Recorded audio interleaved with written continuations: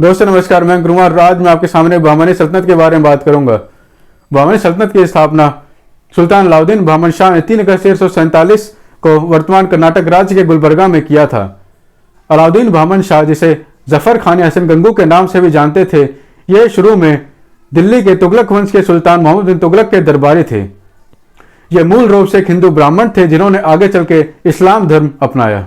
अलाउद्दीन बहमन शाह ने समय के साथ सुल्तान मोहम्मद बिन तुगलक का साथ छोड़ दिया और दक्कन के नाज़रुद्दीन इस्माइल शाह के साथ आकर उनके विद्रोह में शामिल हो गए और इन दोनों ने मिलकर कर्नाटक के कालाबुरागी जिले के गुलबर्गा किले पर हमला कर दिया। यह हमला 1346 में किया गया और इस हमले में नाज़रुद्दीन इस्माइल शाह और अलाउद्दीन बहमन शाह के साथ कुल मिलाकर 35,000 सैनिक थे। और दूसरी तरफ दिल्ली सल्तनत के तुगलक राजवंश के सुल्तान मोहम्मद बिन तुगलक का साथ निजामुद्दीन, इमादुल मुल्क, मलिक जौहर और बुरहानुद्दीन बिलग्रामी कुल मिलाकर 30,000 सैनिकों का नेतृत्व कर रहे थे। यह लड़ाई 1346 से लेकर 1347 तक लगभग 1 साल तक चली और इस लड़ाई का अंत नाज़रुद्दीन इस्माइल खान और अलाउद्दीन बहमन शाह की जीत के साथ हुआ। और इस लड़ाई की जीत के साथ ही दोनों ने दक्कन के कई किलों पर अधिकार कर लिया, जैसे उस समय के दौलताबाद किलो, गुलबर्गा किलो पर अधिकार कर लिया। इस लड़ाई की हार के साथ ही मोहम्मद बिन तुगलक की शक्ति दक्षिण भारत में समाप्त हो गई और नाज़रुद्दीन इस्माइल खान ने अपना राज्य त्याग दिया और राज्य अलाउद्दीन बहमन शाह के हाथों छोड़ दिया। इस समय अलाउद्दीन बहमन शाह का नाम हसन गंगू था और इसी हसन गंगू ने अलाउद्दीन बहमन शाह के नाम से 3 अगस्त 1347 को वर्तमान कर्नाटक राज्य के कालाबुरागी जिले के गुलबर्गा किले में बहमानी राजवंश की स्थापना की। बहमानी सल्तनत की स्थापना करने के बाद सुल्तान अलाउद्दीन बहमन शाह ने खुद को अबुल मुजफ्फर अलाउद्दीन बहमन शाह की उपाधि से नवाजा। सुल्तान अलाउद्दीन बहमन शाह ने नाज़रुद्दीन इस्माइल खान को वर्तमान कर्नाटक राज्य के बागलोड जिले के जामखंडी की जागीर सौंप दी और उन्हें अमीर उल उमरा की उपाधि से नवाजा। यह अमीर उल उमरा की अनोखी उपाधि का मतलब अमीरों के अमीर हुआ।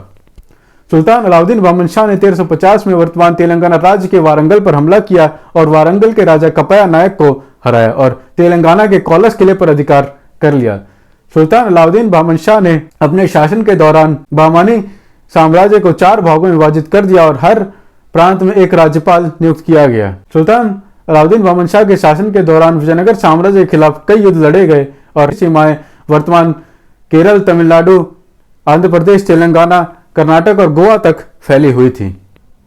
सुल्तान अलाउद्दीन बहमन शाह ने अपने 11 सालों के शासन के दौरान विजयनगर साम्राज्य के खिलाफ कई युद्ध लड़े और इन युद्धों के कारण तुंगभद्रा दोआब, कृष्णा गोदावरी डेल्टा, कोंकण क्षेत्र और मराठवाड़ा क्षेत्र थे। तुंगभद्रा दोआब दोनों साम्राज्यों के बीच की 2 नदियों के बीच का क्षेत्र था और इस क्षेत्र के लिए दोनों साम्राज्य आपस में युद्ध लड़ते रहते थे। सुल्तान अलाउद्दीन बहमन शाह का जन्म 1292 में हुआ और इनकी मृत्यु 66 साल की उम्र में 10 फरवरी 1358 को हो गई। सुल्तान अलाउद्दीन बहमन शाह की मृत्यु के साथ इन्हें भी वर्तमान कर्नाटक राज्य के कालाबुरागी जिले के हफ्त गुंबज में दफना दिया गया। हफ्त गुंबज का निर्माण 14वीं से 15वीं शताब्दी के दौरान बहमानी सुल्तानों ने करवाया। हफ्त गुंबज का निर्माण इंडो इस्लामिक वास्तुकला में करवाया गया और हफ्त गुंबज के 7 कब्रों में से 4 बहमानी सुल्तानों की कब्रें हैं और हफ्त गुंबज को यूनेस्को की विश्व धरोहर स्थल की अस्थायी सूची में शामिल किया गया। एक अद्भुत विशेषता जो कि हफ्त गुंबज में देखी जा सकती है, वहां की 2 कक्षीय कब्रें हैं, जिनमें से एक राजा के परिवार के लिए है और दूसरा राजा के लिए सुरक्षित बनाया गया है। सुल्तान अलाउद्दीन बहमन शाह के 3 बेटे थे, जिनके नाम हैं मोहम्मद शाह, प्रिंस महमूद और प्रिंस दाऊद। सुल्तान अलाउद्दीन बहमन शाह की मृत्यु के बाद अगला सुल्तान मोहम्मद शाह को नियुक्त किया गया और सुल्तान मोहम्मद शाह जब सुल्तान बने तो उन्हें उत्तर भारत में मध्य प्रदेश के वैनगंगा नदी से कृष्णा नदी तक और दक्षिण भारत के भोंगीर से महाराष्ट्र के दौलताबाद किले तक का क्षेत्र विरासत में मिला था।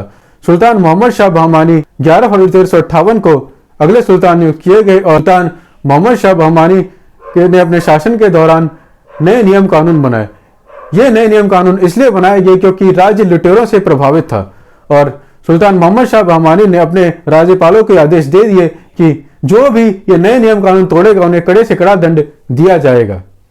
समय के साथ नए नियम कानून ने असर दिखाया और राज्य शांतिपूर्ण और तनाव मुक्त हो गया। सुल्तान मोहम्मद शाह को मुसोनी राजवंश के शासक कपाया नायक ने तख्त फिरोजा सियासन व्यवहार के रूप में दे दिया।